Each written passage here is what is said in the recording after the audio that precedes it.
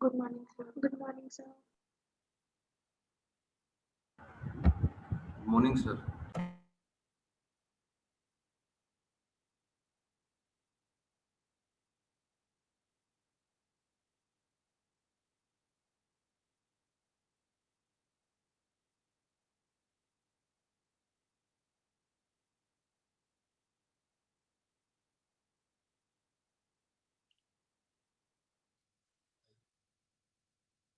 चलिए सभी लोग वीडियो ऑन कर लीजिए।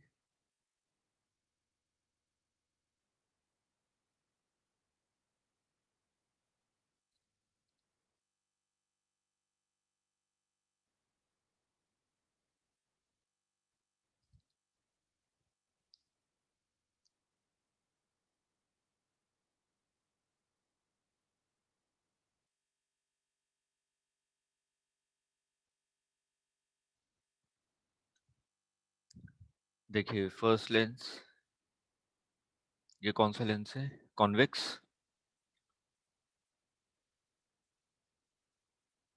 जिसको हम लोग कहते हैं बाई कॉन्वेक्स लेंस।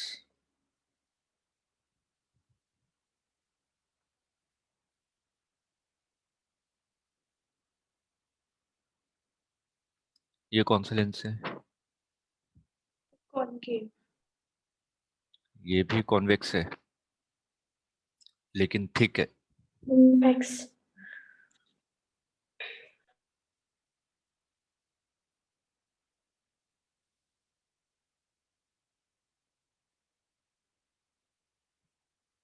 ये आपका concave, by concave lens.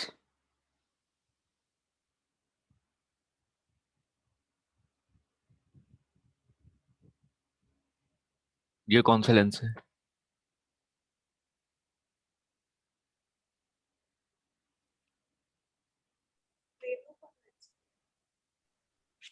Convex.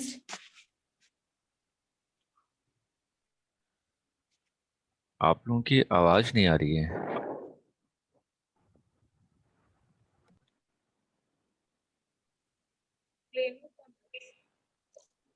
Plano-convex. हाँ,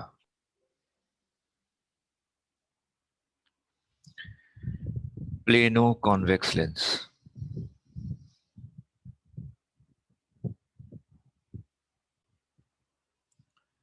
एक तरफ से आपका प्लेन है और दूसरी तरफ से आपका क्या है? कॉन्वेक्स शेप है, इसलिए आपका ये क्या हो जाएगा? Plano convex lens.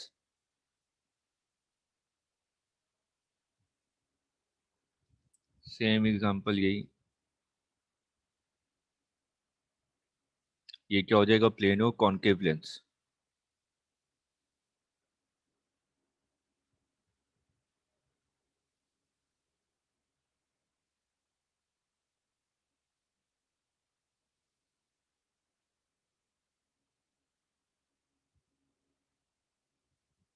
ये कौन सा हो जाएगा? Concavo-convex.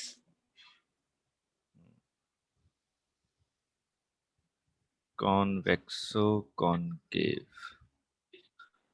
एक तरफ का शेप आपका कॉन्केव है और दूसरी तरफ का शेप आपका कॉन्वेक्स है, इसलिए कॉन्केव और कॉन्वेक्स लेंस। यहां तक नोट कर लीजिए, फिर नेक्स्ट पे चलते हैं।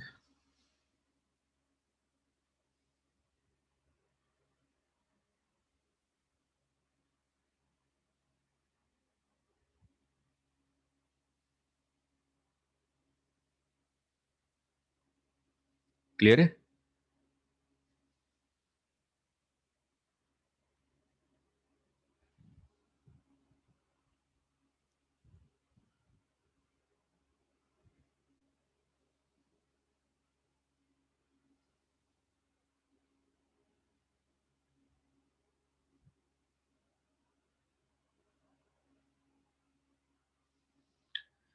देखिए ये आपका क्या है? Optical axis.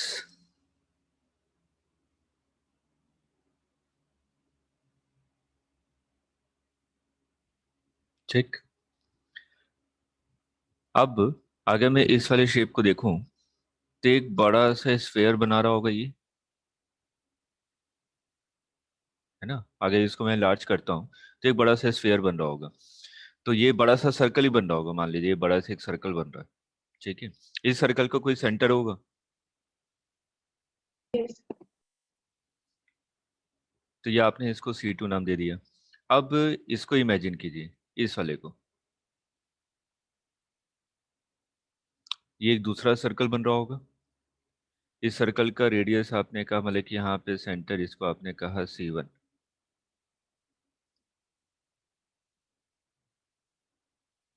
तो यहाँ पे जो आपका लेंस होता है, लेंस में आपके कितने सेंटर होते हैं? 2, ठीक है। C1 एंड C2 ये ऑप्टिकल सेंटर है, ठीक। अब जो मैंने व्हाइट वाला बनाया है, तो इसका ये सेंटर से इसकी दूरी ये रेडियस के इक्वल होगा ना, ठीक है। तो इसको मैंने कहा, इसका रेडियस मान लीजिए R2, और यहां से ये दूरी इस वाले सर्कल के लिए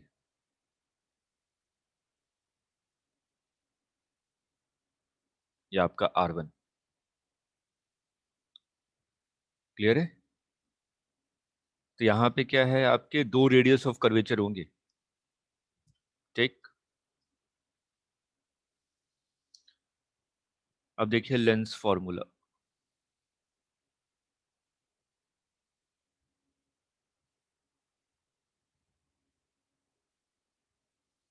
बहुत इंपॉर्टेंट है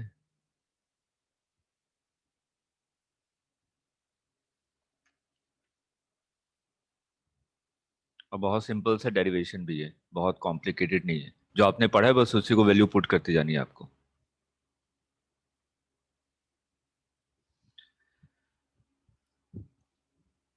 ये मान लीजिए लेंस है,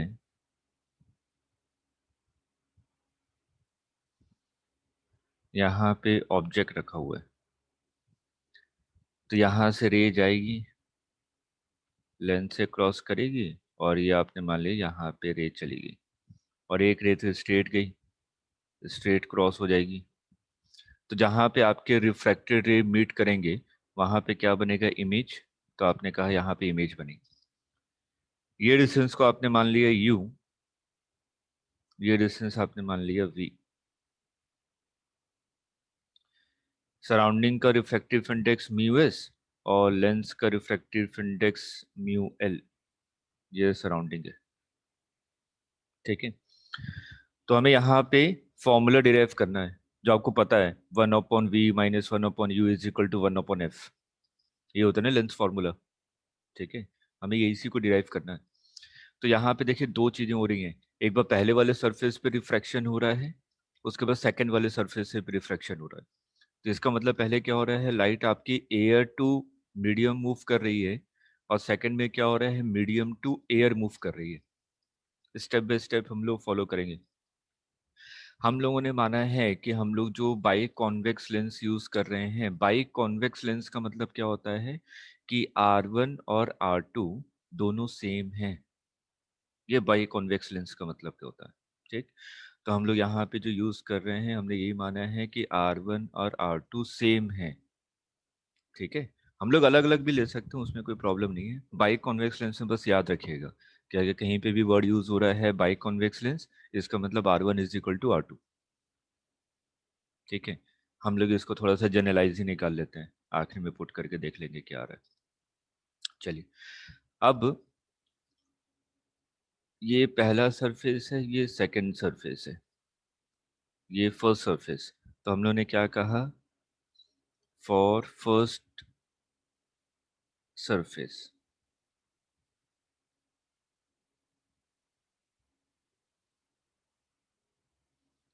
जिस सरफेस पे रे पहले फॉल करेगी वही फर्स्ट सरफेस कहलाएगा, ठीक है। तो यहाँ पे क्या है, रे आपकी लेफ्ट हैंड साइड से आ रही है, तो ये आपका फर्स्ट सरफेस है, और ये वाला सेकंड सरफेस है, ठीक। तो यहाँ पे पहला रिफ्रैक्शन हुआ, और ये रिफ्रैक्शन कैसा है, कर्व्ड रिफ्रैक्शन, स्फेरिकल रिफ्रैक्शन है। और स्फेरिकल रिफ्रैक्शन के लिए आपके पास फॉर्मूला है n2/v minus n1/u is equal to n2 minus n1 divided by r। ये फॉर्मूला पढ़ा है ना हम लोगों ने, तो बस यहाँ पे अप्लाई कीजिए। N2, N2 क्या है? रे कहाँ से कहाँ मूव हो रही है? Air to medium, Air to medium. तो मीडियम का क्या है? Mu L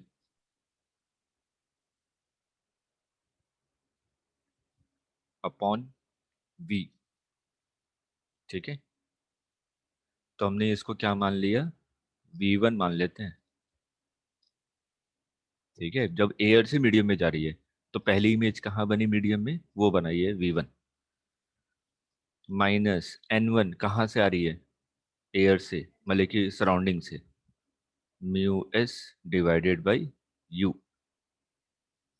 is equal to N2 minus N1 mu l minus mu s divided by r. R का मतलब पहले वाले सरफेस का कर्व रेडियस ऑफ कर्वेचर। मैंने मान लिया दोनों अलग अलग हैं, R1 है।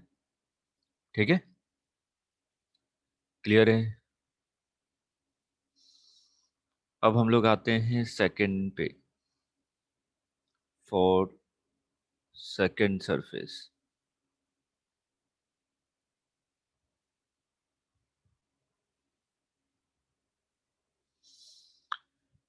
अगर आप यहाँ पे ध्यान से देखें,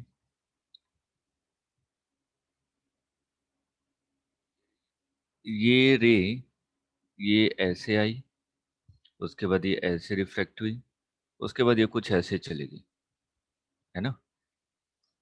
तो जब ये मीडियम में गई तो ये रे को तो ऐसे स्ट्रेट चले जाना चाहिए था ना। क्लियर है? ये हम लोग फर्स्ट रिफ्रैक्शन के बारे में बात कर रहे हैं। जब ये यहाँ पे मूव किया, इस वाले सरफेस पे जब टकराया तो ये ऐसे गया, तो ये ऐसे स्ट्रेट चली जाती ना। अगर स्ट्रेट चली जाती तो यहाँ पे इमेज बनता, जिसको आपने कहा I1। तो ये जो डिस्टेंस है यही V1 है जो अभी आपने निकाला है। आ रहा है समझ में कि V1 का मतलब क्या हुआ? कि पहला रिफ्रैक्शन हुआ तो उसके कारण वो ऑप्टिकल एक्सिस पे जहाँ पे मीट करेगी वहीं पे पहला इमेज बनेगा। ठीक है, चलिए। तो हम लोग यहाँ पे सेकंड सरफेस के बारे में बात कर रहे हैं। तो अगर मैं सेकंड सरफेस पे देखूं तो इसको रे डायग्राम में दिखा दीजिए तो ज़्यादा सही भी रहेगा। आपने कुछ ऐसा दिखा दिया कि पहली इमेज जो बनी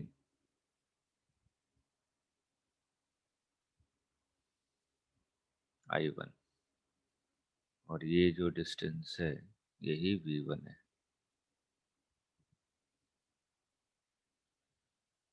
अर्जुन नेहा वीडियो ऑन करके बैठिए। सर कैमरा खराब हो गया है। अर्जुन,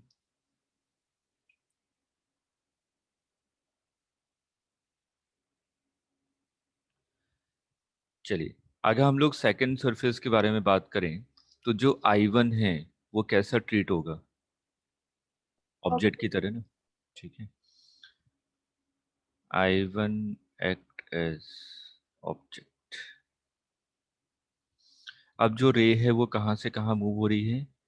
मीडियम टू एयर, मतलब कि मीडियम टू सराउंडिंग। ठीक है, तो हम लोग क्या लिखेंगे? Mu s divided by v minus mu one n one क्या है? मीडियम का, डिवाइडेड बाई यू। यू कितना है यहाँ पे? V1। V1 sir. ठीक है, is equal to N2 minus N1 mu s minus mu l divided by R2। देखिए हम लोग जनरलाइज फॉर्मूला निकाल रहे हैं। तो जनरलाइज फॉर्मूला जब निकाल रहे हैं तो यहाँ पे मैंने कोई भी साइन नहीं पुट किया है। देखिए मैंने कोई साइन कन्वेंशन अभी यूज नहीं किया यहाँ पे। ठीक है, क्योंकि मैं जनरलाइज फॉर्मूला निकालना चाहता हूँ। क्योंकि अगर मैं साइन कन्वेंशन पुट कर दूंगा तो ये पर्टिकुलर केस के लिए फॉर्मूला निकल जाएगा ना। लॉजिकली सोचिए, अगर मैंने यहाँ पे साइन पुट कर दिया तो ये पर्टिकुलर केस का फॉर्मूला निकलेगा। क्योंकि आपको Yes पता sir. है कि हर एक पोजीशन ऑफ ऑब्जेक्ट के लिए इमेज अलग अलग पोजीशन पे बनती है। वर्चुअल इमेज भी बनती है, तो एक तो वो अलग केस हो जाएगा, ये मैंने रियल इमेज बनाया तो ये अलग केस हो जाएगा। तो इसलिए मैंने साइन कन्वेंशन नहीं पुट किया है, मैं जनरलाइज फॉर्मूला निकालना चाहता हूँ। ठीक है, अब इन दोनों इक्वेशन को क्या कीजिए, ऐड कर दीजिए। आगे हम इस चीज को ध्यान से देखिए। अगर मैं इन दोनों को ऐड करूंगा तो ये वाला टर्म और ये वाला टर्म कैंसिल हो जाएगा, अगर दोनों इक्वेशन को ऐड कर रहा हूँ तो आपने क्या किया, फर्स्ट और सेकंड को ऐड कर दिया, ऐड 1 and 2। यहाँ तक नोट कर लीजिए, नेक्स्ट स्लाइड पे चलूंगा।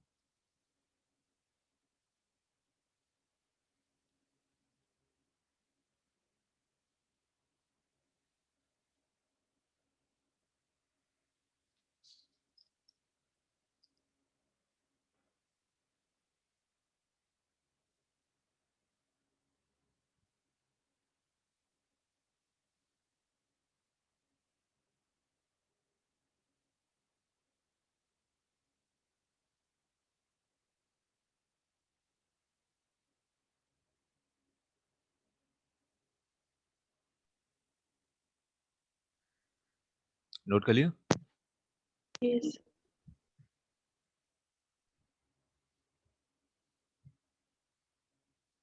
फर्स्ट और सेकंड को ऐड कीजिए, क्या आ रहा है?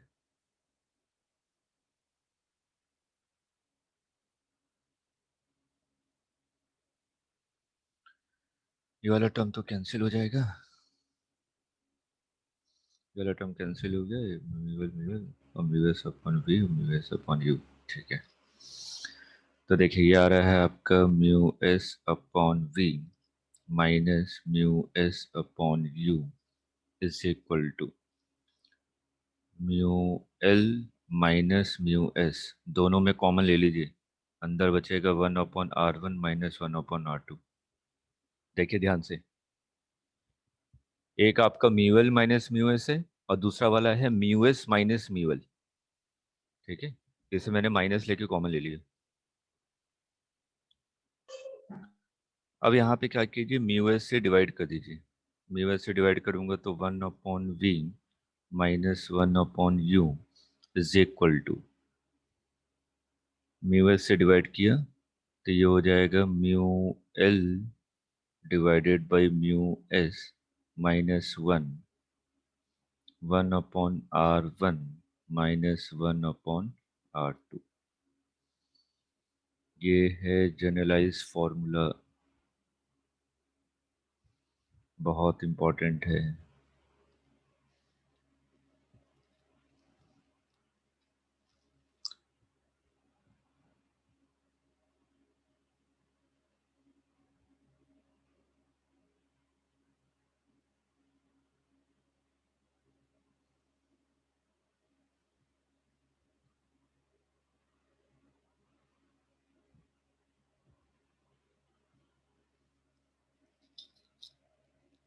क्लियर है?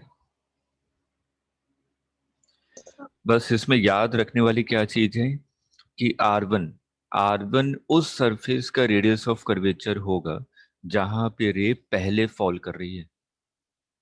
जिस सरफेस पे रे पहले फॉल करेगी वही फर्स्ट सरफेस होगा और उसी के रेडियस ऑफ कर्वेचर को हम लोग R1 कहेंगे। बस यहाँ पे ये चीज ध्यान में रखिएगा। क्लियर है? ये सर आपका वापस जनरल है। R1 वाला।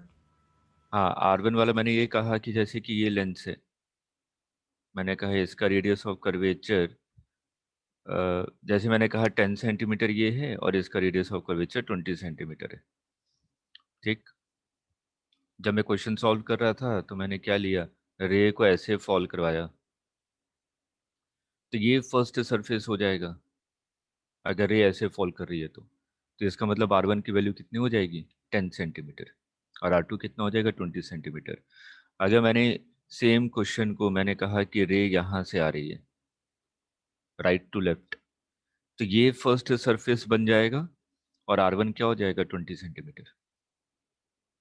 ठीक है, बस इस चीज़ को ध्यान में रखना है, जिस सरफेस पे रे पहले फॉल करेगी वही आपका R1 है।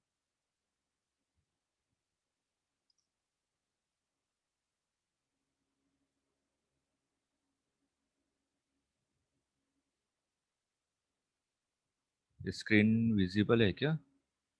Yes, sir. Yes. Screen share हो रही है? Yes sir. Yes, sir. ठीक है।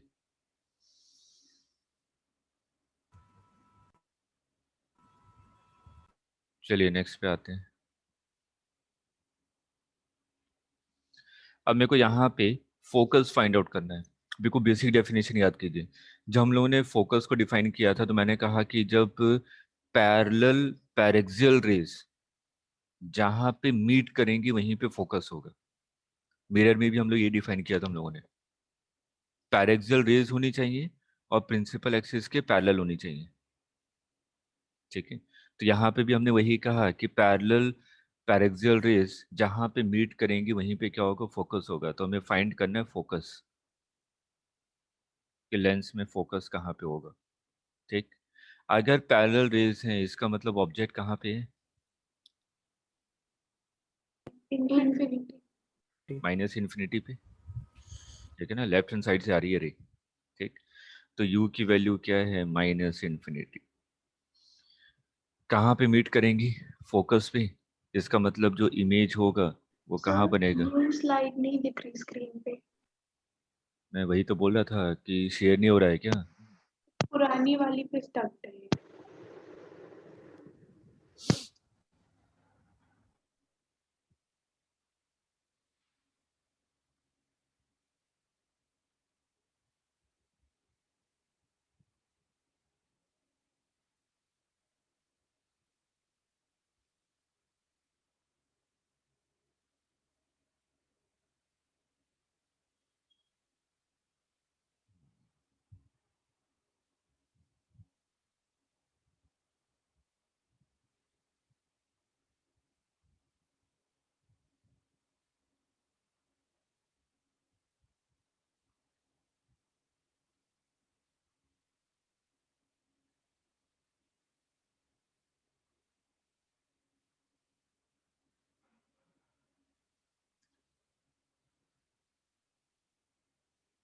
अभी भी नहीं शेयर हुआ।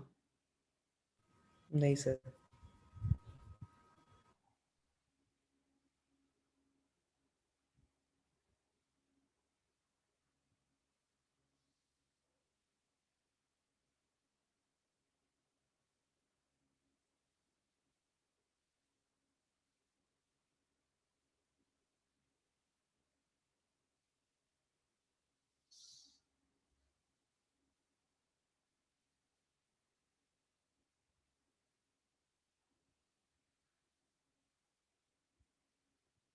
अब शेयर हो रहा है। Yes sir.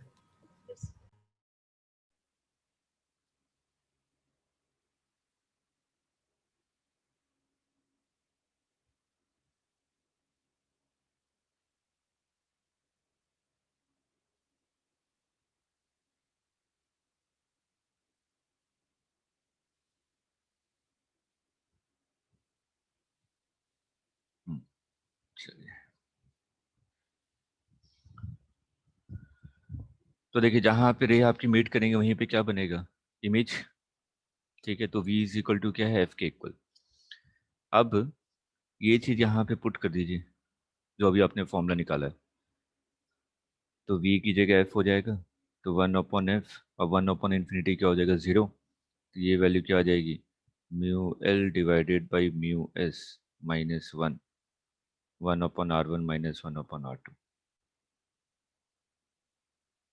तो अब हमारा फॉर्मूला क्या हो जाएगा, lens formula 1/v minus 1/u is equal to 1/f। तो ये जो फॉर्मूला आया ये फोकल लेंथ के लिए आ गया। अगर मेरे को फोकल लेंथ निकालनी है लेंस के लिए तो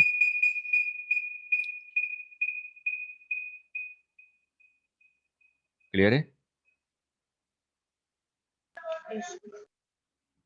चलिए एक दो क्वेश्चन कीजिए।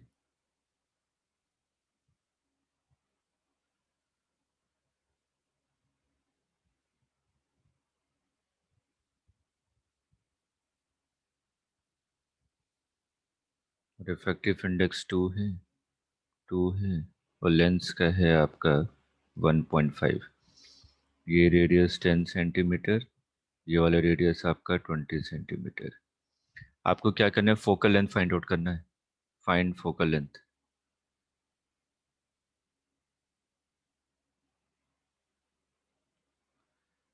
दो तरीके से, एक बार रे क्या है आपकी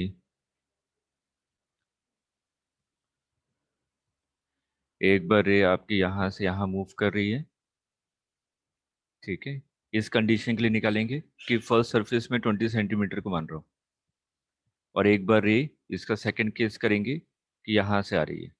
दोनों के लिए निकालिए, तभी हम लोग कंक्लूजन पे आएंगे।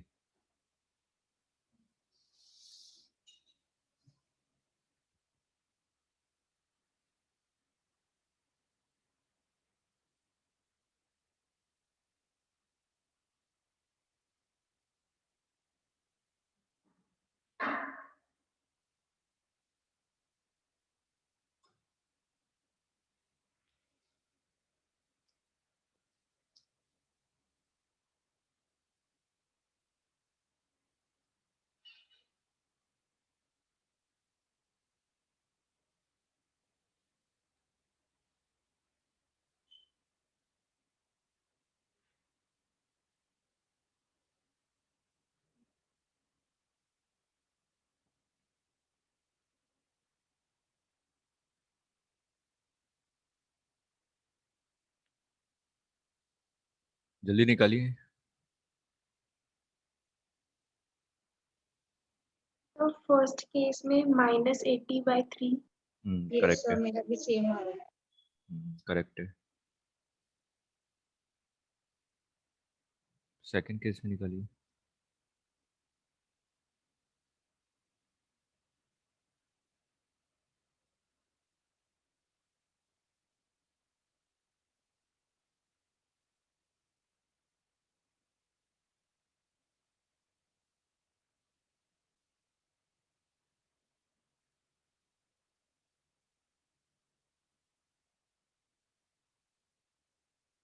सर सेम ही आ रही है सेकंड केस में भी।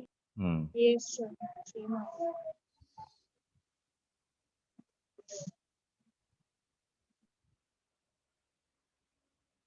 फर्स्ट केस में जो आपने लेफ्ट हैंड साइड से रे को माना हुआ है, तो अगर हम लोग फॉर्मूला यहाँ पे यूज़ करें 1/f is equal to mu l divided by mu s minus 1/r1 minus 1/r2। रे आपकी लेफ्ट टू राइट मूव कर रही है, तो इसका मतलब ये डायरेक्शन क्या है आपके लिए? पॉजिटिव। लेफ्ट टू राइट जिस डायरेक्शन में रे मूव करती है वही डायरेक्शन आपके लिए पॉजिटिव होता है। तो यहाँ पे म्यूएल कितना हो जाएगा? 1.5, मतलब कि 3/2। म्यू एस सराउंडिंग का कितना है? 2 माइनस 1/r1। r1 क्या होगा? 20 सेंटीमीटर। इसका रेडियस कहाँ होगा? राइट हैंड साइड में ना, तो मतलब कि रे के डायरेक्शन में है, इसका मतलब ये पॉजिटिव। इसका मतलब 1/20 माइनस 1/r2। R2 10 सेंटीमीटर, लेकिन किस डायरेक्शन में है? लेफ्ट डायरेक्शन में, तो ये क्या हो जाएगा? नेगेटिव। माइनस माइनस प्लस, ठीक है। इसको आप लोग सॉल्व करेंगे तो ये वैल्यू आ जाएगी f is equal to -80/3 centimetre. Clear है? अब हम लोग सेकंड केस में आते हैं। सेकंड केस मतलब मैंने इसको मान लिया है, इसको आपने मान लिया है लेफ्ट डायरेक्शन में, ठीक है। अब इसके लिए ये डायरेक्शन अब आपके लिए पॉजिटिव हो गया, ठीक है। ये डायरेक्शन पॉजिटिव होगा तो हम लोगों ने वही फॉर्मूला यूज किया, 1/f is equal to mu L divided by mu S. Mu L कितना है? 3/2, और म्यू एस कितना है? 2 माइनस 1/r1। अब r1 कौन सा हो जाएगा? 10। 10 वाला पॉजिटिव है। 1/10 माइनस माइनस -1/20। प्लस हो जाएगा, तो सेम वही फोकल लेंथ कितना आ जाएगा? -80/3 सेंटीमीटर, ठीक है। तो यहाँ से कंक्लूजन क्या निकला कि हम लोग किसी भी डायरेक्शन में रेज लें, फोकल लेंथ कांस्टेंट होती है लेंस के लिए, ठीक है।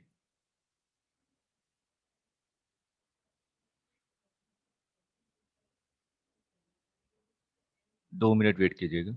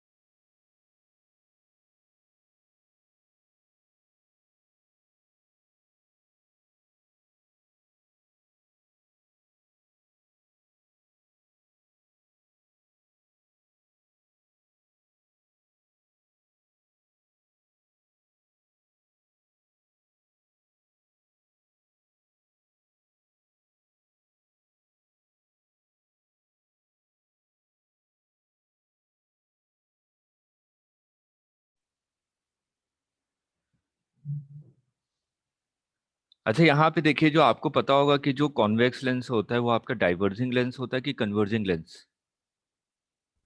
कन्वर्जिंग। कन्वर्जिंग। अगर कन्वर्जिंग होगा तो फोकल लेंथ क्या आएगी, पॉजिटिव कि नेगेटिव? नेगेटिव। पॉजिटिव। कन्वर्जिंग में हमेशा फोकल लेंथ पॉजिटिव आती है लेंस में, याद रखिएगा, ठीक है? या कभी भी आपने बुक वगैरह खोला होगा अगर कभी इत्तेफाक से, तो उसमें F is equal to positive लिखा रहता है कॉन्वेक्स लेंस के लिए,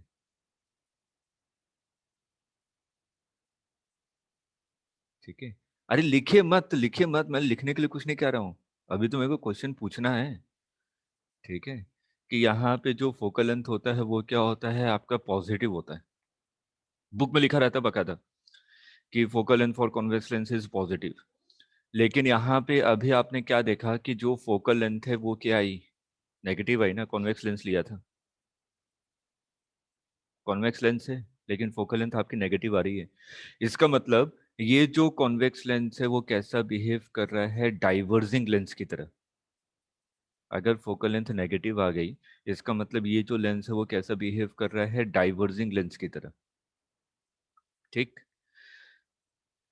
एक चीज आपने ध्यान नहीं दिया होगा, यहाँ पे मैंने जो सराउंडिंग का रिफ्रैक्टिव इंडेक्स है वो 2 लिया हुआ है, और जो मीडियम का रिफ्रैक्टिव इंडेक्स है वो 1.5 है।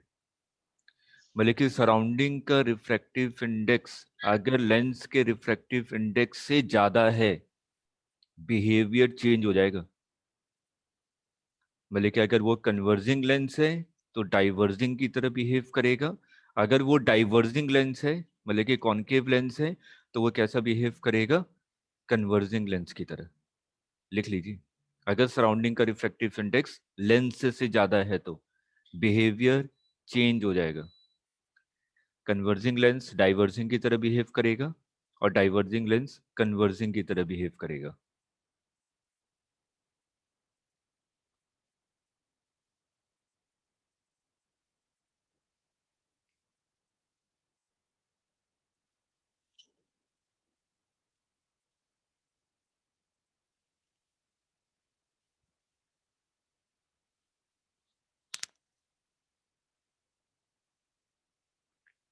क्लियर है? खुद लॉजिकली भी सोच के देखिए, जो हमारा यहाँ पे फोकल लेंथ है वो किस पे डिपेंड कर रहा है, सराउंडिंग के रिफ्रैक्टिव इंडेक्स पे, है ना? अगर सराउंडिंग का रिफ्रैक्टिव इंडेक्स को अगर आपने इंक्रीज कर दिया तो ये ओवरऑल वैल्यू 1 से छोटी हो जाएगी ना, 1 से छोटी हो जाएगी, इसका मतलब ये वैल्यू क्या आने लगेगी, नेगेटिव। अगर सराउंडिंग का रिफ्रैक्टिव इंडेक्स अगर इंक्रीज हो गया लेंस के कंपैरिजन में तो, ठीक है? ऐसे ही सिंपल से क्वेश्चन एक बार एग्जाम में आपसे पूछा गया था कि मेरे पास एक लेंस है, क्वेश्चन को सुन लीजिएगा, आंसर आपको पता होगा, लिख भी लीजिएगा। मेरे पास एक लेंस है और एक आपका क्या है, मिरर है, कॉनकेव मिरर है, ठीक? दोनों एयर में रखे हुए हैं।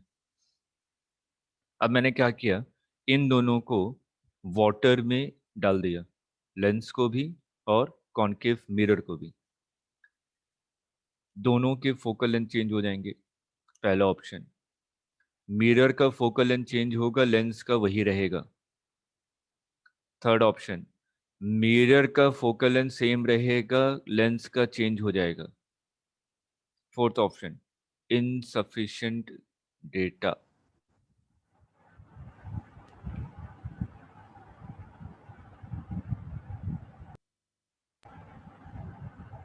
क्वेश्चन क्लियर है ना? दोनों चीजें आपकी एयर में रखी सर हुई थी, लेंस का लेंस का चेंज होगा, मिरर का क्यों नहीं? चेंज होगा, मिरर का चेंज नहीं होगा। क्यों क्यों?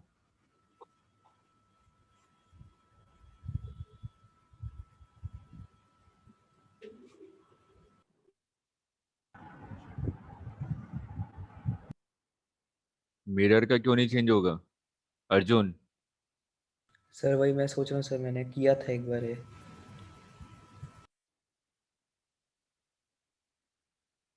शेफाली?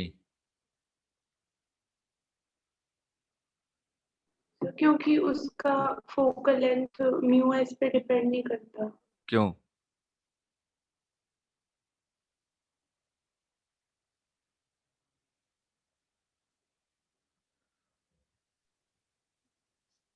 सर क्योंकि उसमें रिफ्लेक्शन एक ही बार होता है, यहाँ पे 2 बार हो रहा है। तो सर पहले डेंसर से रेयरर में जाएगी, फिर रेयरर से डेंसर में, तो उससे चेंज होगा। तो उससे क्या?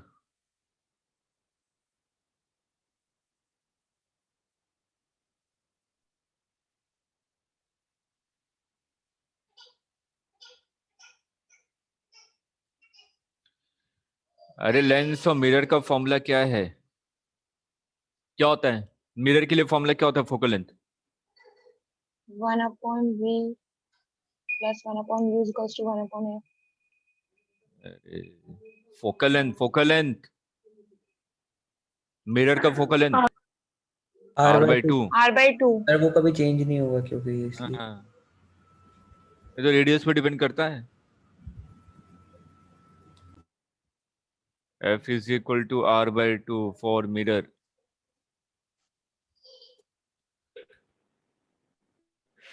क्लियर है? ठीक है।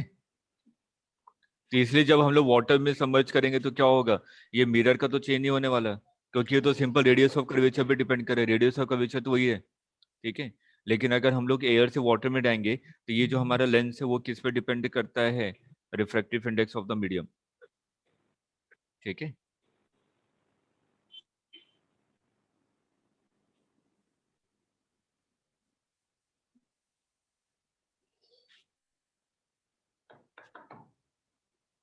चलिए जल्दी जल्दी करके दिखाइए क्वेश्चन।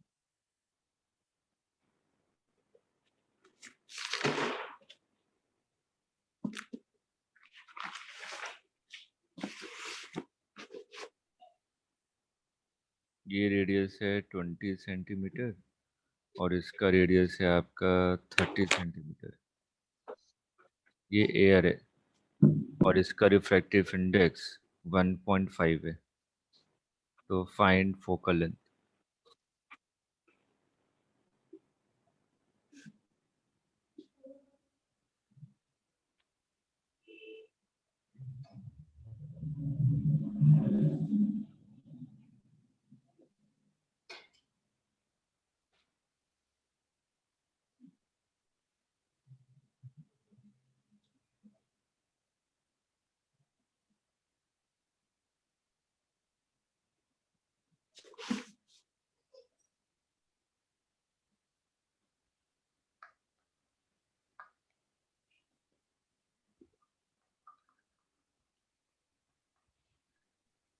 सो 120 प्लस और माइनस प्लस। सही से कैलकुलेशन।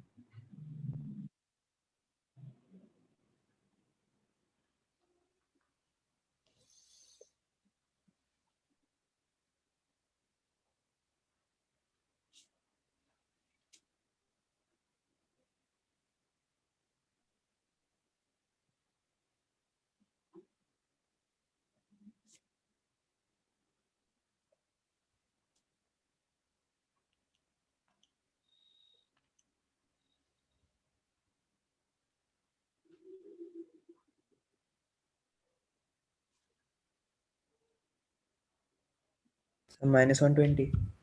करेक्ट है। यहाँ पे डिपेंड करता है कहाँ से माने। अभी इसलिए पहले सबसे पहले थोड़ा सा क्वेश्चन जो करवाया था उसमें दो के लेफ्ट डायरेक्शन से रे लिया, एक बार राइट डायरेक्शन से रे लिया, ठीक है। दोनों में आंसर सेम आया था ना। तो आप कहीं से भी ले लीजिए, किसी को भी फर्स्ट सरफेस मान लीजिए। तो आपने कहा कि जो रे है इधर से आ रही है, तो पहला वाला सरफेस क्या हो जाएगा? 30 सेंटीमीटर वाला, ठीक है। और राइट डायरेक्शन क्या है आपके लिए? पॉजिटिव। तो फॉर्मूला अप्लाई कीजिए, 1/f is equal to mu l. Mu l कितना है? 1.5, दैट मीन 3/2। और एयर का कितना होता है? 1। तो सिंपल -1 इज 1/r1। r1 क्या है? पॉजिटिव। राइट डायरेक्शन में बनेगा रेडियस, ठीक है। तो 1/30 माइनस 1/r2। r2 भी कहाँ बनेगा? राइट डायरेक्शन में ना। रेडियस और कर्वेचर r2 को भी तो राइट डायरेक्शन में ही होगा, ठीक। तो यहाँ पे कितना हो जाएगा? 1/20। सॉल्व कीजिए, f की वैल्यू कितनी आ जाएगी? -120 सेंटीमीटर। सर नेहा गोस्वामी बोल रही है उसे क्लास में एंटर कर ले। क्या क्या? नेहा गोस्वामी को भी क्लास में एंटर कर ले, वो ज्वाइन नहीं हो रही। मेघा तो है ही नहीं वेटिंग में। मेघा, नेहा, नेहा गोस्वामी। अच्छा, चलिए, क्लियर है?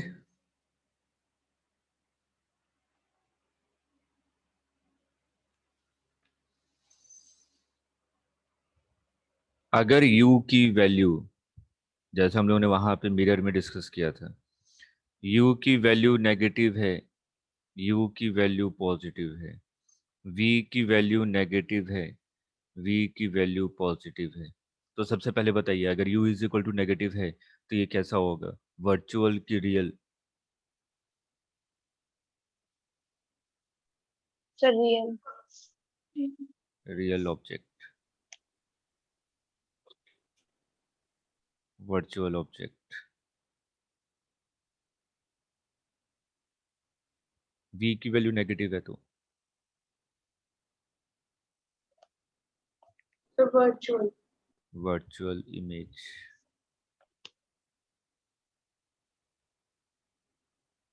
और ये रियल इमेज।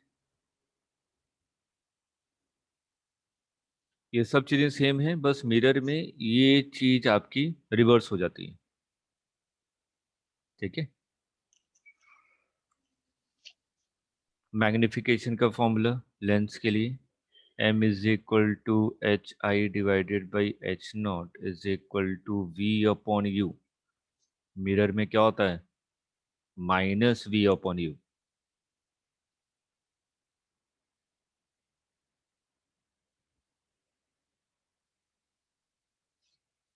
क्लियर है? चलिए अब क्वेश्चन कर रहे हैं।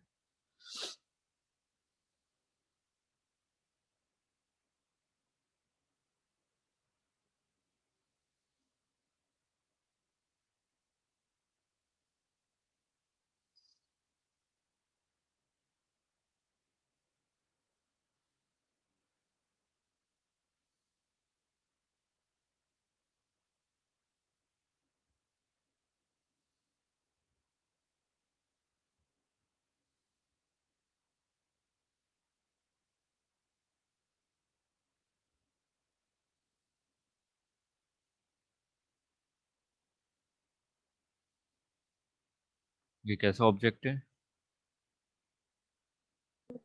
वर्चुअल। वर्चुअल है।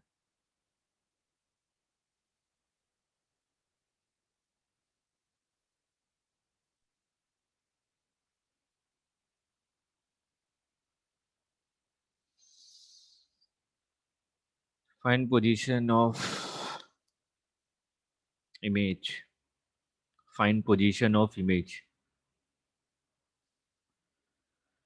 फाइंड पोजीशन, नेचर, दोनों बतानी है।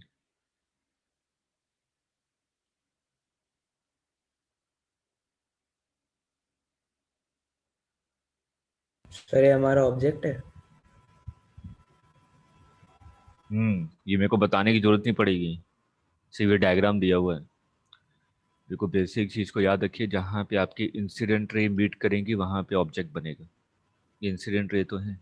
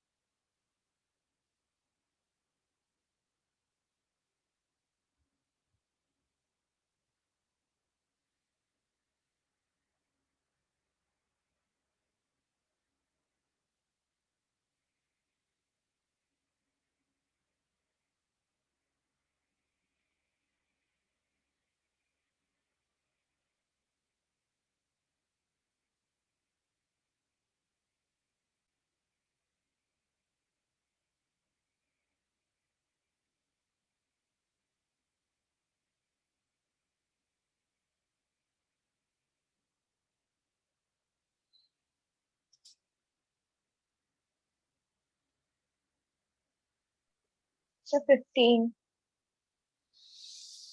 गलत प्लस 15 गलत। सर सराउंडिंग का 2 है, ये हम्म, नहीं लिया मैंने, एक सेकंड।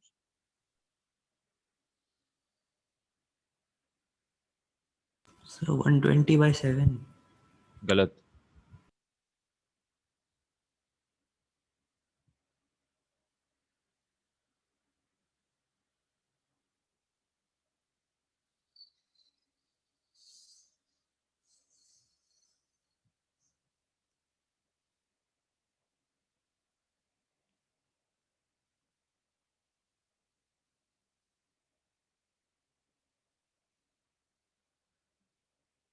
कैलकुलेशन सही से कीजिए, यही सब चीजें आपने एग्जाम में करते हैं। सर 15। गलत।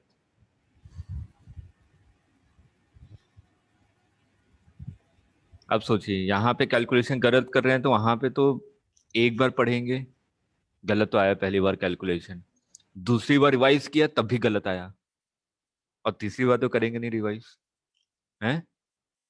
minus कैल सर -120। हाँ करेक्ट है।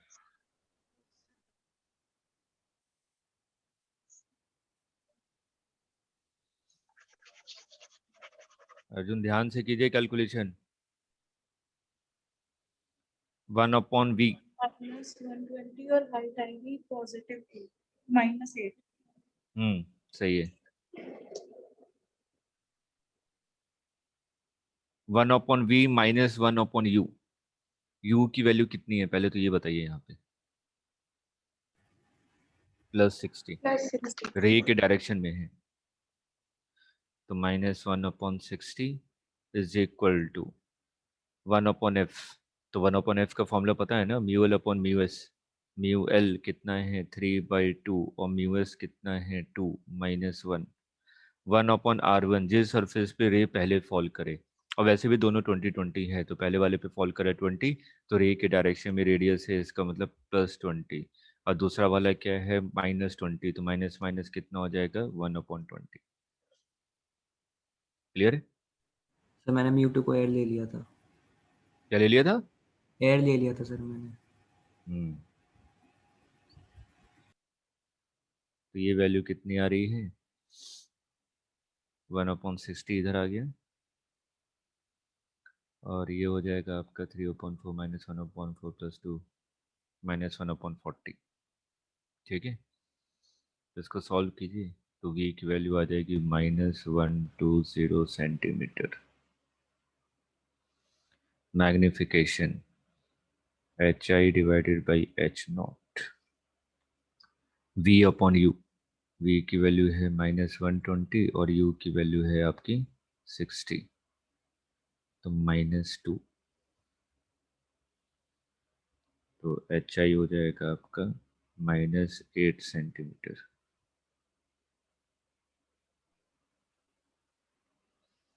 सर -8 मतलब इन्वर्टेड। हाँ, या इरेक्ट, तो फिर ये वर्चुअल एंड इन्वर्टेड हो जाएगा। ये तो आपको बताना है। इन्वर्टेड होगा कैसे बताया? रियल होगा। ये हम लोग बिल्कुल बेसिक को याद कीजिए, जब हम लोगों ने इरेक्ट और वर्चुअल को डिफाइन किया था तो मैंने कहा था कि दोनों सेम साइड में है, दोनों ऊपर की तरफ है, तो ये क्या होगा इरेक्ट होगा। दोनों नीचे की तरफ है, ये भी क्या होगा इरेक्ट होगा। ठीक है, इरेक्ट का सर मतलब ये ऑब्जेक्ट होता है ना, तो ऊपर है ना। मैंने कहा था कि दोनों के दोनों ऊपर हो या तो दोनों के दोनों नीचे हो, इसको कहते हैं इरेक्ट। अगर दोनों एक दूसरे के अपोजिट हैं इसको कहेंगे इन्वर्टेड। तो सर इस केस में वर्चुअल है, वो इन्वर्टेड है ना। हाँ इन्वर्टेड है, क्योंकि h0 क्या है आपका पॉजिटिव और hi क्या आ रहा है नेगेटिव। h0 पॉजिटिव है इसका मतलब अपवर्ड डायरेक्शन में है, hi आपका नेगेटिव आ रहा है इसका मतलब डाउनवर्ड डायरेक्शन में है, तो इसका मतलब ये क्या हो जाएगा इन्वर्टेड। ठीक है,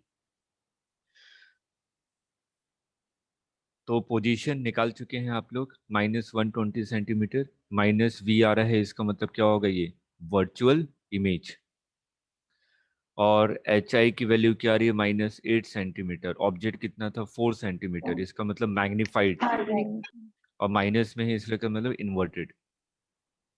ठीक है, virtual magnified and inverted image.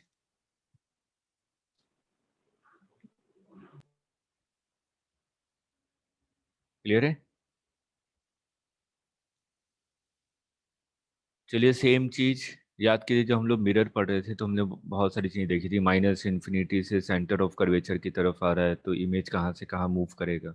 ठीक है, वैसे ही कुछ यहाँ पे लेंस के टर्म में, कि लेंस में चीज़ों को कैसे करें, और ये इंपॉर्टेंट है।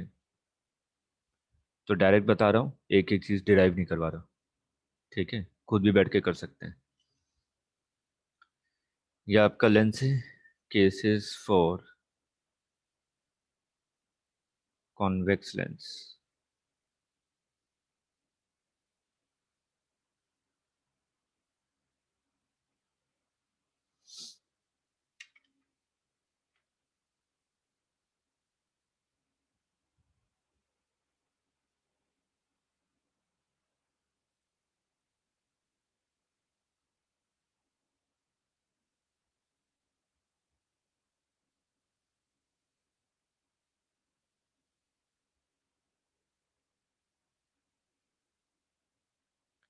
अभी आपने एक चीज किया था कि अगर मैं लेफ्ट हैंड साइड से फोकल लेंथ निकालूं या राइट हैंड से निकालूं, दोनों वैल्यू क्या आएंगी? सेम आएंगी ना। ठीक है, तो यहाँ पे क्या होते हैं, दो फोकल लेंथ होते हैं। ठीक है, लेफ्ट हैंड साइड से निकालें या राइट हैंड साइड से निकालें। तो यहाँ पे आपने कहा ये एफ है, ये 2F है। 2F पे क्या होगा? Centre of curvature. ठीक, उसी तरीके से यहाँ पे क्या होगा? F होगा और 2F होगा। दो दो सेंटर ऑफ कर्वेचर होते हैं ना, C1 और C2। तो ये आपके दो दो सेंटर ऑफ कर्वेचर हैं, 2F और 2F। ठीक है, और फोकल लेंथ दोनों तरफ से आपकी सेम आएगी। तो अगर एक को मैं नेगेटिव मान रहा हूँ तो दूसरा वाला पॉजिटिव होगा, क्योंकि पोल को हम लोग हमेशा जो भी डिस्टेंस मेजर करते हैं वो कहाँ से मेजर करते हैं? पोल से। तो पोल को ओरिजिन मानेंगे, तो ओरिजिन के रेस्पेक्ट में लेफ्ट साइड क्या हो गया? माइनस, और ओरिजिन के रेस्पेक्ट में राइट साइड क्या हो गया? प्लस। ठीक है, चलिए स्टेप बाय स्टेप चलते हैं। पहला, अगर ऑब्जेक्ट माइनस इन्फिनिटी से सेंटर ऑफ कर्वेचर की तरफ आ रहा है, ठीक, तो जो इमेज है वो फोकस से सेंटर ऑफ कर्वेचर की तरफ मूव करेगी। ठीक है, अलग अलग कलर यूज कीजिएगा। अब बस अगर एक पहला वाला मिल गया ना, उसके बाद तो लगातार बनती जाती हैं चीजें। 2F से -F की तरफ, तो मतलब कि ये कहाँ जाएगा? प्लस इन्फिनिटी की तरफ। उसके बाद देखिए हम लोग प्लस इन्फिनिटी पे पहुंच चुके हैं। अब मैं F को क्रॉस कर रहा हूँ। F जैसे ही क्रॉस होगा, इमेज अपने आप को चेंज कर लेता है। ये प्लस इन्फिनिटी और इन्वर्टेड था नेगेटिव साइड में, तो ये क्या हो जाएगा? माइनस इन्फिनिटी और इस डायरेक्शन में। क्लियर है? उसके बाद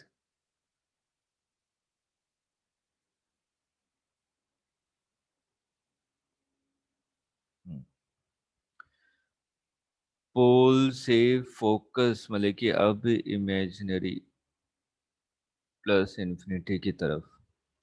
इमेज के लिए बस यही पोजीशन बची ना, इमेज यहाँ से यहाँ जाएगा। देख लीजिए, सिंपल सा है, ऐसा कुछ कॉम्प्लिकेटेड टाइप का नहीं है।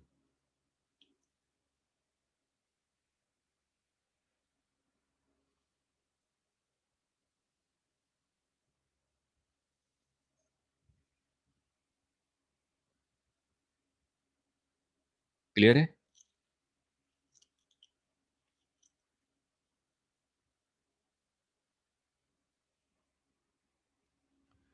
अब इसमें आप लोग सभी चीजें, ये डायग्राम याद है तो सभी चीजें इसमें लिख सकते हैं कि अगर आपका वर्चुअल इमेज कब बनेगा? इस फिगर को देखते हुए बताइए, वर्चुअल इमेज कब बनेगा?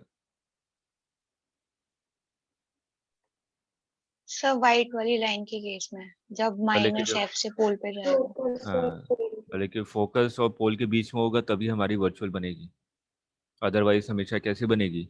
रियल। ठीक है, ऐसे ऐसे क्वेश्चन ऑब्जेक्टिव में बन सकते हैं, और मैग्नीफाइड भी बनेगी।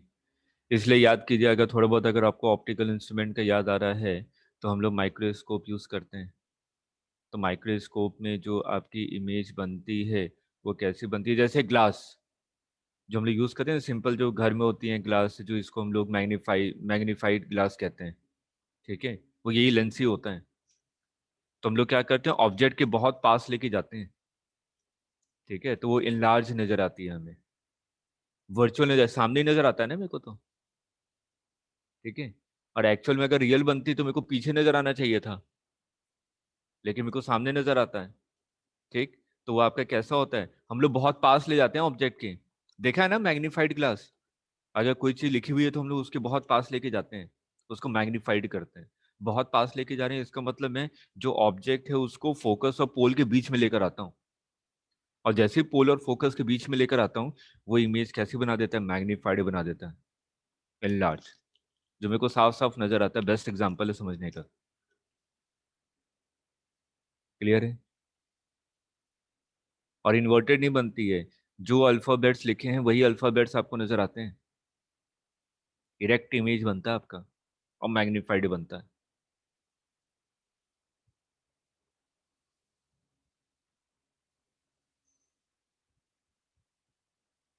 नोट कर लिया ये, याद कीजिए हम लोग जब मिरर पढ़ रहे थे तो वहां पे हमने वी और यू के बीच में ग्राफ बनाया था, याद है। अब उसी को एक बार कंक्लूड कर रहे हैं दोबारा, याद करने का तरीका। एम्स ने पूछा है कई बार ग्राफ, नीट में आज तक नहीं आया और ना ही उम्मीद आने की, ठीक है। और इस बार तो कतई उम्मीद नहीं है कोरोना के कारण। मैं बोला इजी इजी चीजों को बार बार पढ़ते रहिए, एनसीईआरटी बार बार रिवाइज कीजिए, इस बार का पेपर बहुत हलवा आने वाला है, ठीक है। टिपिकल के चक्कर में ये नहीं कि मैंने पढ़ना ही छोड़ दिया, इजी चीजें मतलब कि मेरे को थ्योरी पता होनी चाहिए, और थ्योरी में बहुत छोटे छोटे पॉइंट्स होते हैं, इसलिए बार बार पढ़िए थ्योरी को। हम लोग प्रैक्टिस करें वेल एंड गुड, लेकिन आपको 5-6 क्वेश्चन बहुत हलवे टाइप के मिलेंगे जो बुक से डायरेक्ट उठाया होगा, और उसमें पछतावा होगा, काश एक बार इस एक पेज को पढ़ लेता, 5 क्वेश्चन करेक्ट हो जाते। जेई मेंस आसान आया है और नीट भी आसान आएगा, श्योर शॉट। और इस बार क्वालिफाइंग मार्क्स और ऊपर जाएगा, ठीक है, क्योंकि आपको पता है कि जहां पेपर आसान हुआ क्वालिफाइंग मार्क्स ऊपर चला जाएगा। तो इसलिए एनसीईआरटी कभी मत छोड़िए, चाहे वो किसी भी सब्जेक्ट के लिए हो। सभी फैकल्टीज आपको कहती भी होंगी कि एनसीईआरटी तो पढ़ना ही पढ़ना है, और एक बार नहीं बहुत बार पढ़िए, क्योंकि पहली बार पढ़ेंगे तो आपको लगेगा कि सभी पॉइंट्स इंपॉर्टेंट हैं, दूसरी बार पढ़ेंगे तो हो सकता है उसमें से एक दो पॉइंट्स आपको नजर आए, जब तीसरी चौथी बार पढ़ेंगे तब आपको पता चलेगा इस पेज में तो 2 ही पॉइंट इंपॉर्टेंट है जो मेरे को ध्यान रखनी है। इसे मैं बोल रहा हूँ बार बार पढ़ने के लिए, एक बार पढ़ने से कभी नहीं पता चलेगा कि इस पेज में, इस पर्टिकुलर पेज में मेरे को क्या क्या इंपॉर्टेंट पॉइंट्स हैं मेरे लिए। जब 2-3 बार पढ़ेंगे तभी वो पॉइंट्स निकल के सामने आएंगी कि हाँ कौन से पॉइंट्स इंपॉर्टेंट है। चलिए उसी चीज को एक बार फिर से दोबारा रिवाइज कर लेते हैं, जो हम लोगों ने वी और यू के बीच में ग्राफ बनाया था। अब ये तरीका बता रहा हूँ रटने का। 4 graph, concave mirror, concave lens, concave convex lens और कॉन्वेक्स मिरर, 4 ग्राफ है हमारे पास वी और यू के बीच में। ये यू है, ये वी है, ये यू है, ये वी है, यू है, वी है, यू है, वी है। तो देखिए इसको याद कैसे करेंगे, हम लोग फर्स्ट क्वाड्रेंट से स्टार्ट करेंगे, पहला क्वाड्रेंट, ठीक है। ये कौन सी लाइन होती है, फोकस वाली, याद है ना, क्योंकि फोकस पे ही आके सब चीजें चेंज होती हैं। उसके बाद ये लाइन कहाँ चली जाएगी, सेकंड क्वाड्रेंट में। अब ये लाइन कहाँ चली जाएगी, थर्ड क्वाड्रेंट में। अब फोर्थ क्वाड्रेंट में, ठीक है। First quadrant, second quadrant, third quadrant, fourth quadrant. Convex mirror, पहला वाला कॉन्वेक्स मिरर है, first quadrant convex mirror, second quadrant convex lens, fourth quadrant concave mirror, third quadrant, fourth quadrant concave lens, बस ये याद रखना है आपको।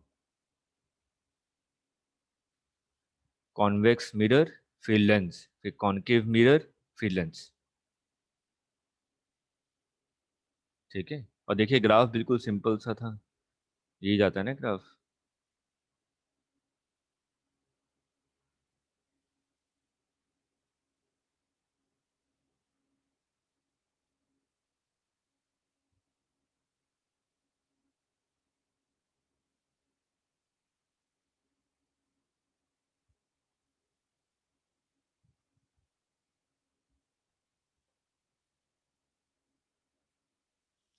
ठीक है, रटने में प्रॉब्लम नहीं होगी, आसान से ग्राफ है।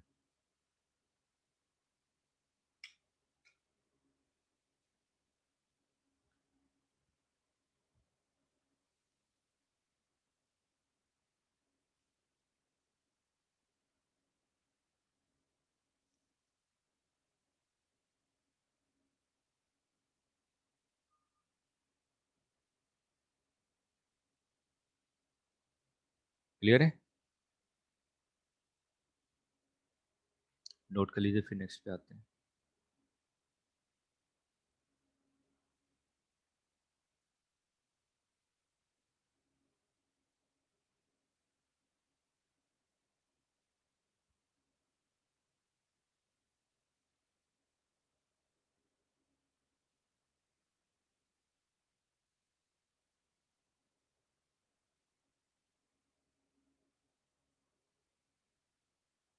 नोट कर लिया। Yes.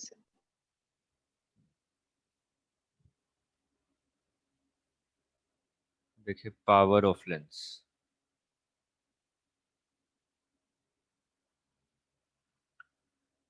Power is equal to define किया जाता है 1/f, और इसकी यूनिट क्या होती है, डायोप्टर, That, ठीक है।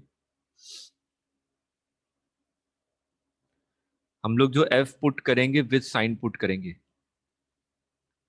अब इस चीज को ध्यान में रखिएगा, अगर p की वैल्यू पॉजिटिव आ रही है तो इसका मतलब कन्वर्जिंग, अगर p की वैल्यू नेगेटिव आ रही है तो इसका मतलब diverging lens, diverging nature. Sir एक बार ग्राफ वाली स्लाइड दोबारा लगा दीजिए।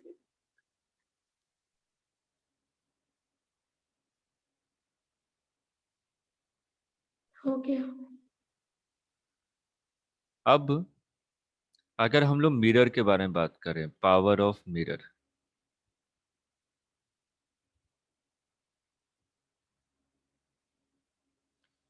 ये कौन सा मिरर है,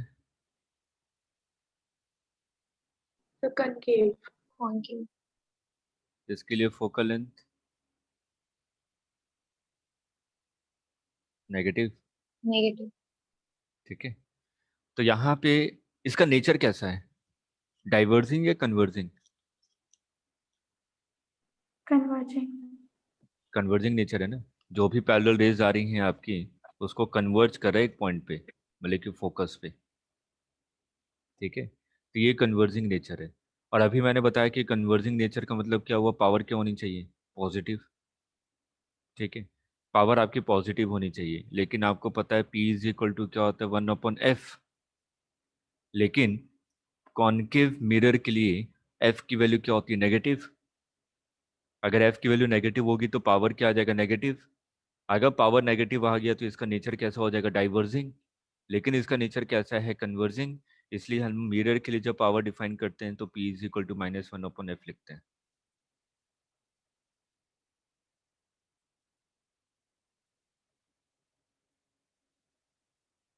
क्लियर है।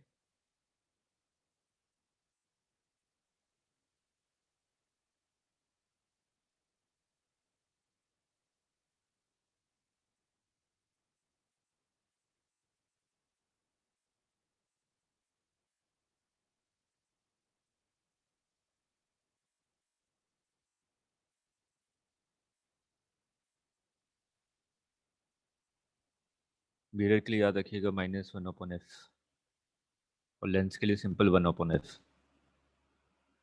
अब आते हैं कॉम्बिनेशन ऑफ लेंसेज।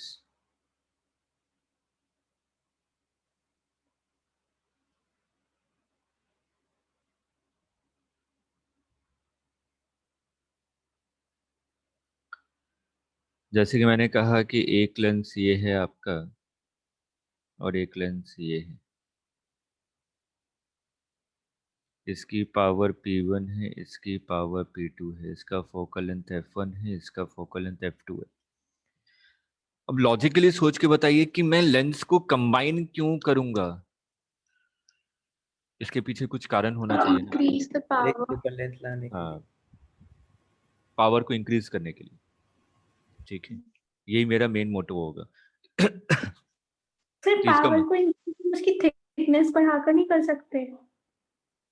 लेकिन नया उसको तोड़ के नया बनाएंगे ना। नहीं उसकी, हाँ हाँ ऐसा ही। तो मेरे पास तो जो रखा हुआ उसी से यूज करूंगा ना। मेरे पास 2 लेंस रखे हुए थे ऑलरेडी। ठीक है। देखिए, तो आपने क्या किया कि यहाँ पे मेरे को पावर को इंक्रीज करना है। तो अगर मैं यहाँ पे बात करूँ P इक्विवेलेंट, मैं इन दोनों को हटा दूं तो P इक्विवेलेंट आपका कितना हो जाएगा? P1 plus P2। तो यहाँ पे P1 का मतलब क्या हुआ? 1/f1 प्लस 1/f2 और P इक्विवेलेंट का मतलब क्या हुआ? 1/f equivalent. तो अगर मेरे को बहुत सारे लेंसेस अगर मैंने लगा दिए, 2 नहीं हैं, बहुत सारे हैं, तो 1/f equivalent will be equal to 1/f1 plus 1/f2 plus ऐसे ही, जैसे 1 आर इक्विवेलेंट निकालते हैं सीरीज और पैरेलल के लिए, कुछ उसी तरीके का।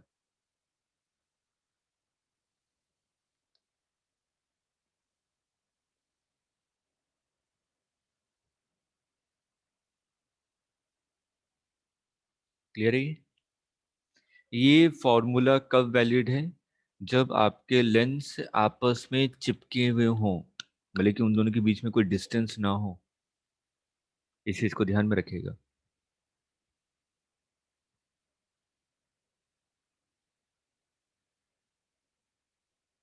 जब इन दोनों के बीच में कोई भी डिस्टेंस नहीं है, मतलब कि लेंसेस आपस में चिपके हुए हैं, तब ये फॉर्मूला वैलिड है, अदरवाइज नहीं।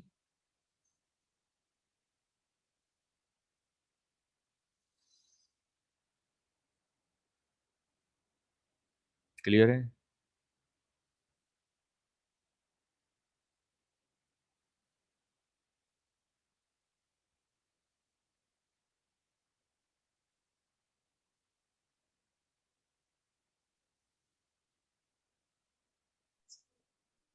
नोट कर लिया?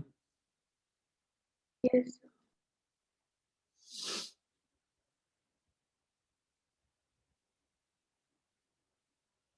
अब मैंने मान लिया कि इन दोनों के बीच में कुछ डिस्टेंस भी है, ठीक है। तो कुछ ऐसा सिस्टम, जैसे मैंने कहा एक लेंस ये है और एक लेंस ये है, इन दोनों के बीच में कुछ डिस्टेंस है और ये डिस्टेंस है आपकी स्मॉल डी। इसकी फोकल लेंथ है f1 और इसकी फोकल लेंथ है f2। मेरे से कहा कि इसके लिए आप डिफाइनिंग कीजिए f इक्विवेलेंट इस सिस्टम के लिए। तो इस सिस्टम के लिए f इक्विवेलेंट क्या होगा? 1/f equivalent is equal to 1/f1 plus 1/f2 minus d divided by f1 into f2।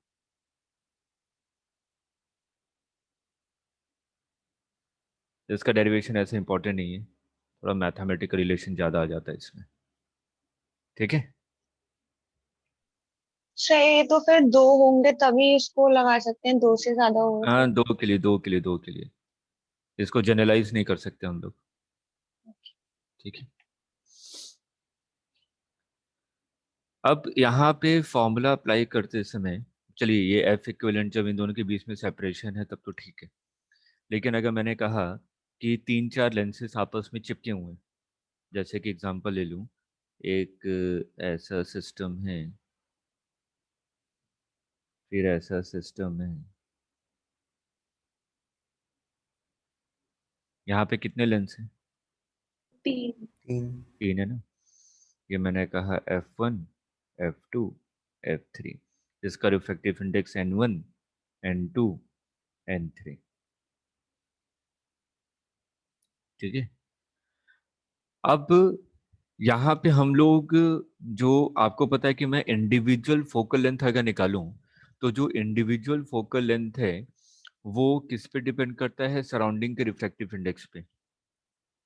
1/f is equal to mu l divided by mu s minus 1, ये होता है ना फॉर्मूला। ठीक, तो यहाँ पर सराउंडिंग, दोनों तरफ सराउंडिंग है। मैंने कहा यहाँ पे भी एयर है, यहाँ पे भी एयर है। ठीक है, अगर इस टाइप का क्वेश्चन है तो जो हम लोग F1, F2, F3 निकालेंगे वो क्या मानते हुए चलेंगे कि दोनों तरफ सराउंडिंग क्या है? एयर है। ये मत मानिएगा कि F2 के इधर तो N1 वाला रिफ्रैक्टिव इंडेक्स है और F2 के राइट हैंड साइड में N3 वाला रिफ्रैक्टिव इंडेक्स है। हर एक के दोनों तरफ क्या है? एयर है। ठीक है, क्योंकि हम लोगों ने क्या किया था? Combination of lenses. फिर से बेसिक पे आ जाइए। एक लेंस लिया F1, उसका निकाला फॉर्मूले से, F2 लिया, उसका निकाला। अब दोनों को कंबाइन कर दिया ना, लेकिन दोनों का जो फोकल लेंथ था वो किसके रेस्पेक्ट में था?